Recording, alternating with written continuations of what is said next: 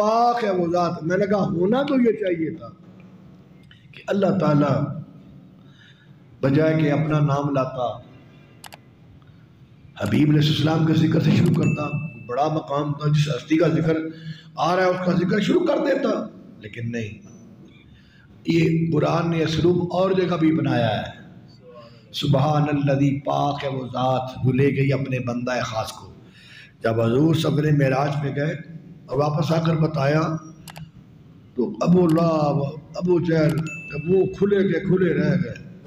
لے ایوی ہو سکتا، اللہ کو علم تھا، اللہ پاک کو علم میں تھا.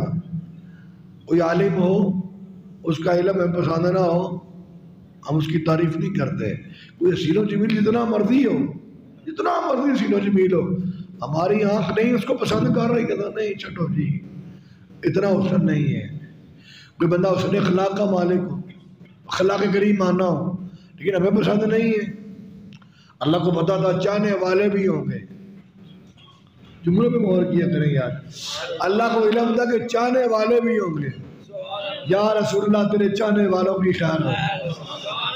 اللہ کے علم سے تھا کہ چاہنے والے بھی ہوں گے، حسد کرنے والے، محبت کرنے والے بھی ہوں گے، جلنے والے بھی ہوں گے، اور جلنے والے بھی ہوں گے، مچلنے والے بھی ہوں گے.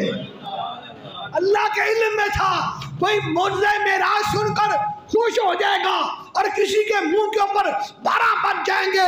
اللہ پاک نے سبحان کا لفظ لا کر بتا دیا اور میرے حبیب پہ اعتراض کرنے والوں کہ نہیں جا سکتا، نہیں جا سکتا، نہیں جا سکتا. ہاں اگر میرا حبیب دعویٰ کرتا تو علیحدہ بات تھی، لیکن میرے حبیب نے دعویٰ نہیں کیا. یہ دعویٰ مجھ خدا کا ہے کہ میں اپنے مصطفیٰ کو لے گیا.